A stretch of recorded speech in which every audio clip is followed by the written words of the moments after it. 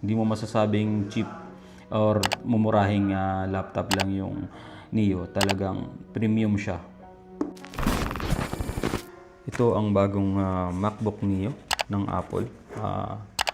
Kakalabas lang ito last few months ago and napaka-viral ang review ng mga MacBook na ito. So, let's get it. So, yung specifications nito, makita nyo dito. Neo comes in 4 colors: silver, indigo, blush, and this fresh new citrus. We even color coordinated its keyboard and feet because, you know, details. MacBook Neo has a stunning 13-inch Liquid Retina display for vivid images and sharp details. Its signature Magic Keyboard is super satisfying to use. MacBook Neo is powered by A18 Pro.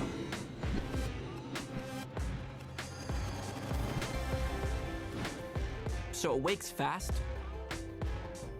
and launches apps quickly.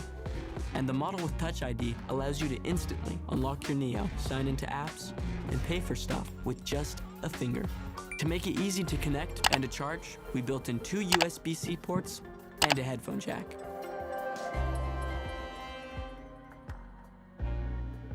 The 1080p camera and high-quality mics mean you'll always look and sound great. We also added new side-firing speakers, supporting spatial audio with Dolby Atmos. So when you watch a movie, it's kind of like being at the movies. Yung specifications niya ay nakita na po natin at bubuksan na natin yung device. Yan. Binuksan ko na niya sa ilalim. So yun, pagbukas mo ganyan, ayan, makita mo agad yung device natin. So let's open up like that. Tingnan natin kung ano yung nasa loob niya. So ganyan lang. Ito isang paperworks, honest marwa and warranty. Ganun lang siya. Paano siya gamitin. So mabilis naman siya gamitin at pag sa araw-araw mo itong ginagamit is mabilis mo naman yan makabisado gamitin. Parang iPhone lang yan.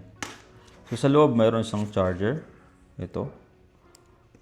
At yung kanyang cable na USB to USB. Parang charger lang siya ng ordinary iPhone natin. So ito, ang sabi is 33 watts ang kanyang capacity ng charging time. Yung kanyang watch, yung charger na to, yun. Ganun siya. So pwede ka rin gumamit ng ibang third party charger sa MacBook Neo na to. So ayun.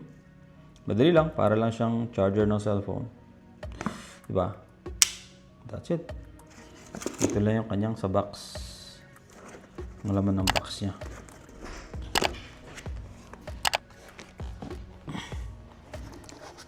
Ayan, buksan na natin yung device. Oops. Ayan. Okay, i-configure muna natin. So ayan, nakapag-login na tayo. Nabuksan natin yung laptop. So napaka-smooth niyang gamitin actually. Napakabilis niya lang din gamitin. So para lang siyang tablet na mayroon siyang keyboard. Ang size niya is 13 inches lang talaga. So yun lang, yung chip niya dito is A18, yung katulad ng sa iPhone 16 Pro Max. So, yun. Ito yung kanyang settings lahat. Madali lang siyang gamitin. Napakadali. So, sa ordinary use, like, kung mayroon kang sa school, halimbawa, may student ka na kailangan niya na pag-provide ng laptop. Ito is napakagandang choice na ng Apple.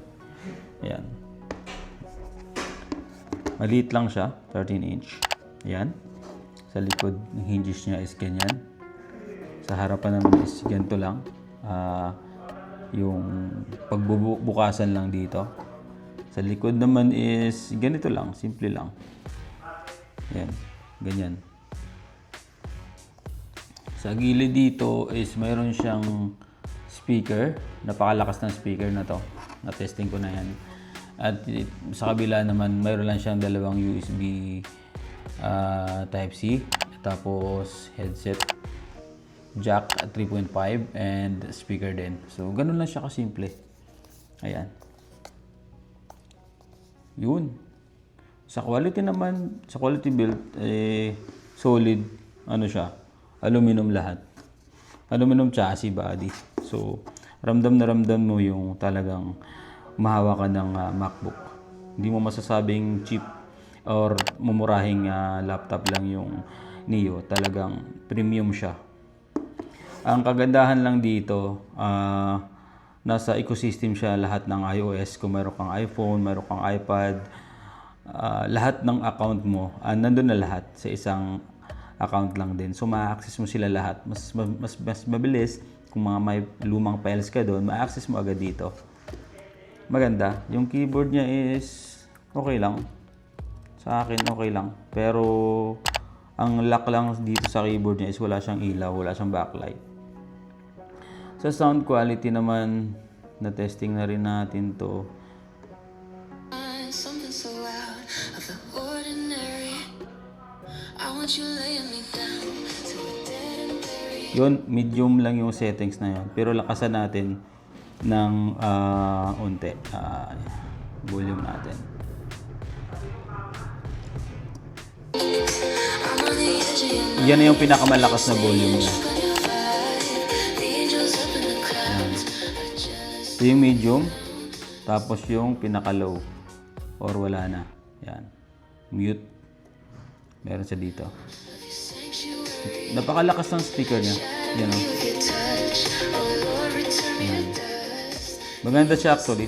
Pagdating dun sa sa sound quality niya. Kasi ang speaker niya dito sa gilid.